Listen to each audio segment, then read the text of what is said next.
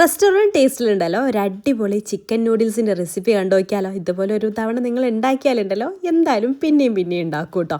അപ്പോൾ അതാ ഞാൻ ഇവിടെ ചിക്കൻ എടുത്തിട്ടുണ്ട് കേട്ടോ. എല്ലില്ലാത്ത ചിക്കൻ ചെറിയ പീസായിട്ട് കട്ട് ചെയ്തെടുത്തിട്ടുണ്ട്. അതിലേക്ക് ഗാർലിക് പൗഡറും കുരുമുളക് പൊടിയും സോയാ സോസും കാശ്മീരി ചില്ലി പൗഡറും കൂടെ ചേർത്തിട്ട് നന്നായിട്ടൊന്ന് മിക്സ് ചെയ്തെടുക്കാം.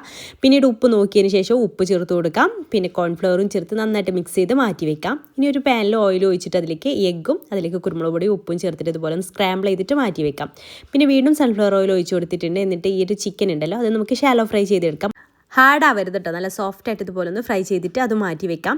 ഇനി കുറച്ച് വെള്ളം തിളപ്പിക്കാനായിട്ട് വെച്ചിട്ടുണ്ട് കേട്ടോ. നൂഡിൽസ് വേവിക്കാൻ വേണ്ടിയിട്ട് അതിലേക്ക് ഓയിലും ഉപ്പും ചേർത്തിട്ട് തിളച്ച് വരുന്ന സമയത്ത് അതിലേക്ക് നൂഡിൽസ് ചേർത്ത് കൊടുക്കാം.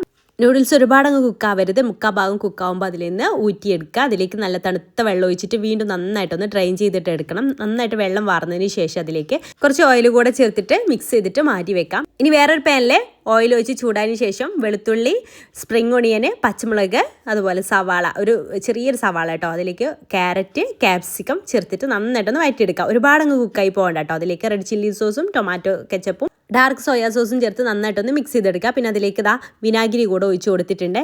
പിന്നെ അതിലേക്ക് കുരുമുളക് പൊടി കൂടെ ചേർത്തതിന് ശേഷം വേവിച്ചെടുത്തുള്ള നൂഡിൽസ് ചേർത്ത് നന്നായിട്ടൊന്ന് മിക്സ് ചെയ്തെടുക്കുക.